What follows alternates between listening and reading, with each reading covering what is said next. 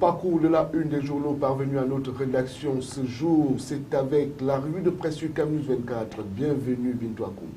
Bienvenue Donald Alizwa, mesdames, messieurs, bienvenue à la revue de presse de ce lundi 8 juillet 2013. Et c'est bien sûr le journal de la rue de l'aéroport qui ouvre cette revue de presse avec dans ses petites unes, éducation civique, la grande messe ce jour et puis la élection, la SOPECAM affûte ses armes. Dans sa grande une donc, législative et municipale 2013, à vos listes, après avoir défini les règles de désignation de leurs candidats, les partis politiques s'activent maintenant à préparer leur liste en vue de l'élection de l'échéance du 17 juillet prochain.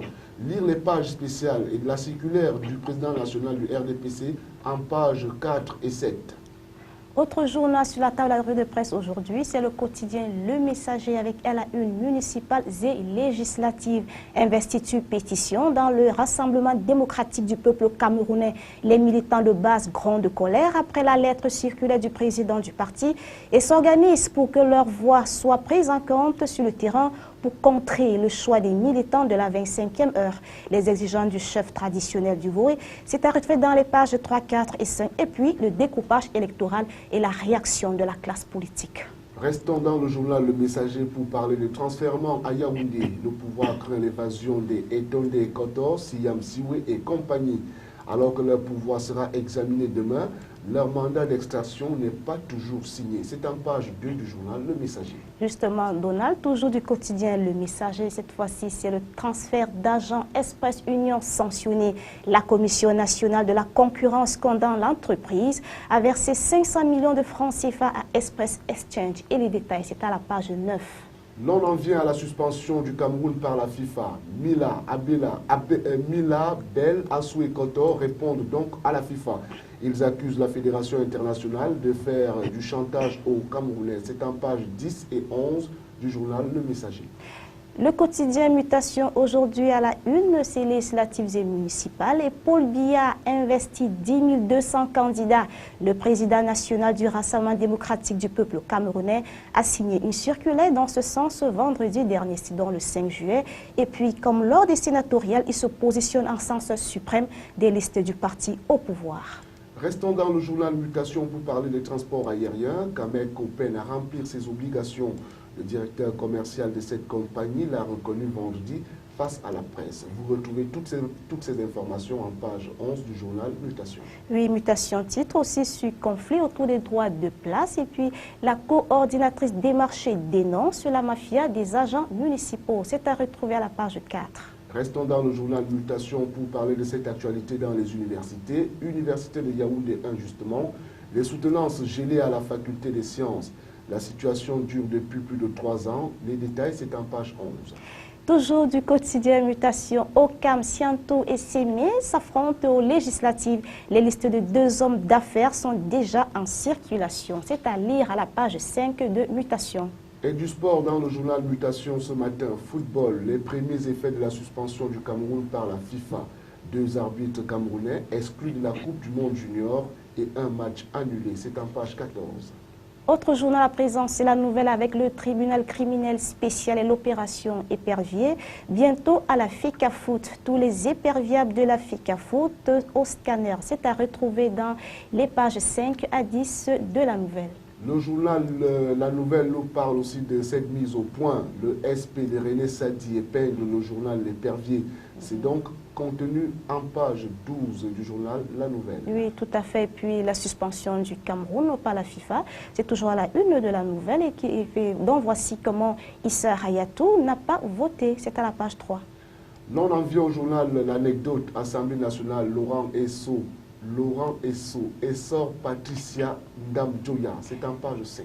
Toujours de l'anecdote, et cette fois c'est une de grosse interrogation à les législatives 2013 qui brouille dans le SDF. Que va faire le NEC? Et l'anecdote vous donne donc rendez-vous prochainement, tout sur le rôle trouble joué par Baba Dampulo pour l'arrestation de Iya Mohamed. C'est un rendez-vous donné par le journal L'Anecdote. Et l'œil du Sahel, lui, relaie sur législative 2013 dans le Grand Nord. Paul Biya refuse aux maafistes l'investiture du RDP. C'est du moins une déclaration de l'œil du Sahel. Et une liste des indésirables a été validée par le sommet du parti au pouvoir. Nous restons dans les yeux de l'œil du Sahel. Tribune libre, Faisal Amadou, Démoli Amadou Mustafa, Issa Tiroma et Dakole Daïsala.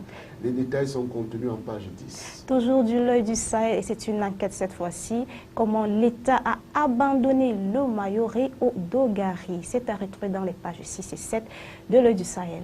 Le journal Détective parle donc de risque d'implosion dans le RDPC, recul démocratique manifeste et inertie préjudiciable de la hiérarchie vers un vote sanction. C'est le journal Détective qui le déclare. Et à présent, c'est l'église évangéliste en religion avec l'église évangéluthérienne du Cameroun où un nouvel évêque remplace Thomas Dioué. C'est à retrouver à la page 9. Nous restons toujours dans le journal Détective qui parle de l'implosion de l'UPC. Il donne donc les clarifications de René Tsadi à propos de cette implosion de l'UPC. C'est en page 3 du journal Le Détective. Oui, à présent, c'est la Sanaga maritime, toujours dans Le Détective, où le département célèbre ses sénateurs. C'est à retrouver dans les pages 4 et 5. Alerte à la famine, extrême nord. C'est en page 10 du journal Le Détective. À présent, c'est la suspension du Cameroun, épilogue de la crise intestine à l'Afrique à foot. C'est à la page 2 du Détective. Et nous voici à la page étrangère de cette revue de presse. Aujourd'hui en France, impôt, il faudra passer par Internet. Bercy envisage d'obliger un plus grand nombre de contribuables à déclarer et à payer leurs impôts sur Internet. Un pas de plus dans le virage numérique de l'administration. C'est en page 2 et 3. Nous restons avec aujourd'hui en France où on craint le pire à lac mégatique au Canada. Une gigantesque explosion de wagons-citernes transportant du pétrole a dévasté samedi la petite ville québécoise de lac mégantic. Le bilan qui s'élevait hier soir à 5 morts et 40 disparus pourrait être plus élevé. Et puis, on est dans le journal La Tribune. 6 000 Renault Zoé vendus. Et alors, point d'exclamation. Renault a vendu plus de 6 000 unités de sa voiture électrique Zoé, selon son PDG Carlos Ghosn. Un démarrage très lent, bien plus que prévu, même avec des taux de croissance impressionnants des immatriculations de voitures électriques en France, multipliés par plus de 8 en juin. Les chiffres restent dérisoires en valeur absolue. Toujours de la Tribune, les Occidentaux coopèrent avec la NSA depuis longtemps. Les pays occidentaux qui se sont indignés de l'espionnage de la NSA coopèrent en fait avec elle depuis longtemps, et a expliqué Edouard Schoden au Spiegel. On reste dans le journal La Tribune. Téléphonie mobile, smartphone subventionné, une bonne affaire. Une étude de l'OCDE conclut que les abonnements incluant un téléphone à prix réduit en contrepartie d'un engagement de 2 ans coûte plus cher. Sortant du journal La Tribune avec cette banque de détails, les frais de tenue de compte dans le collimateur de Bercy. Pierre Moscovici est favorable à l'ajout des frais de tenue de compte dans les services standards examinés par l'Observatoire des tarifs bancaires. On en vient au journal Le Figaro. Sarkozy, un vrai faux retour. Et puis, s'en va. L'ex-président intervient aujourd'hui dans les parlementaires de l'UMP pour affirmer sa solidarité après le rejet de ses comptes de campagne. Ses proches assurent que l'initiative de Nicolas Sarkozy n'annonce pas son retour en politique. C'est donc à lire dans le journal Le Figaro. Le Figaro parle aussi de San Francisco, un bilan miraculeux pour un crash spectaculaire. Un Boeing 777 de la compagnie sud-coréenne Asiana Airlines a pris feu à l'atterrissage samedi à San Francisco, c'était aux États-Unis. Et le dernier décompte officiel le faisait état de seulement 2 morts parmi les 307 passagers et membres d'équipage. Quand on voit les énormes dégâts sur l'avion, on peut être soulagé qu'il y aurait un petit nombre de victimes, a estimé une responsable de l'agence américaine de sécurité des transports NTSB. Le Figaro s'intéresse aussi à l'actualité en Égypte. Égypte donc, le modéré El Baradei, récusé par les salafistes. La proposition de placer Mohamed El Baradei à la tête d'un gouvernement intérimaire en Égypte a été rapidement retirée. L'ex-directeur de l'AIEA et prix Nobel de la paix en 2005 est le candidat idéal des manifestants libéraux qui se félicitent du départ de Mohamed Morsi, déposé par les militaires la semaine dernière. Mais sa nomination se heurte aux réserves des salafistes du parti Al-Nour, connu pour leur radicalisme religieux.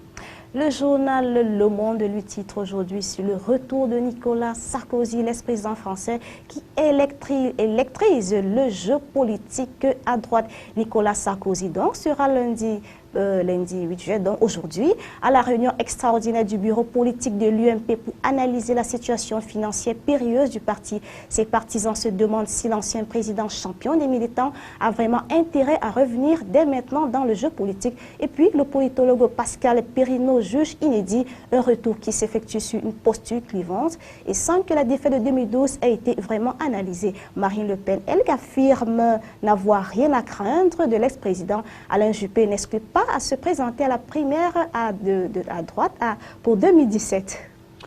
La situation en Égypte intéresse aussi le journal Le Monde. L'Égypte au bord de la guerre civile. 3 jours après la déposition de l'ancien président, la tension est extrême entre pro et anti-Morsi. Des affrontements ont fait 25 morts, notamment à Alexandrie et au Caire, vendredi 5 juillet. Des responsables des frères musulmans ont été arrêtés. C'est à lire en page 2 et 3 et l'analyse en page 20. Tout à fait. Le Monde titre aussi ce journal sur la trace de l'homme invisible. Le Venezuela et le Nicaragua prêts à offrir l'asile à l'ancien agent de la NSA bloqué depuis près de 2 semaines à l'aéroport de Moscou. L'Américain Edward Snowden va-t-il trouver un refuge? Vendredi 5 juin, le Venezuela et le Nicaragua se sont dit prêts à accorder l'asile humanitaire à l'ancien informaticien de la NSA. Le président Nicolas Maduro a précisé qu'il se trouverait, s'il le souhaitait, à Caracas, une protection contre l'empire le puissant du monde qui s'est déchaîné sur lui. Jusqu'ici, le jeune homme recherché par les États-Unis qui veulent le juger pour espionnage avait déposé les demandes dans une vingtaine de pays, dont la France. On en vient maintenant au journal Les Échos. Réforme des retraites, le bras de fer commence. Matignon lance la concertation avec les partenaires sociaux. Gattaz du MEDEF, augmenter les cotisations est inenvisageable. Reçu par Jean-Marc Ayrault aujourd'hui, les partenaires sociaux poussent le Premier ministre à se dévoiler sur la réforme des retraites. Et je cite, j'aimerais que le gouvernement nous dise quelles sont ses intentions. Vous pourrez lire les détails en page 2 et 3 du journal Le Figaro. Les Échos revient sur l'information où l'Égypte renverse Mohamed Morsi. Le prochain l'armée égyptienne a déposé hier soir, c'était donc mercredi dernier, Mohamed Morsi déclenchant la liesse de la place Tahrir en Égypte. Les représentants de l'opposition et les chefs religieux seront associés à la mise en place d'un gouvernement intérimaire. Des affrontements ont éclaté avec les partisans du président déchu et la légitimité de ce dernier a souffert de la crise sociale. Comment le bonus écologique transforme le marché automobile? En 6 mois, les ventes de voitures bénéficiant de l'aide de l'État ont grimpé. C'est à lire dans le journal Les Échos en page 16. Les Échos parlent aussi de la révolution, de la fin des quotas agricoles. L'agriculture, la disparition des quotas laitiers et sucriers marque un virage historique pour les producteurs. Et les détails startent dans les colonnes du journal Les Échos. Et c'est avec Les Échos que nous mettons un terme à cette revue de presse. Merci à tous d'avoir regardé Bintou Akoum. On se donne rendez-vous pour demain. Tout à fait, Donald. Merci de nous avoir suivis. Restez sur CAMNews 24. Les informations se poursuivent.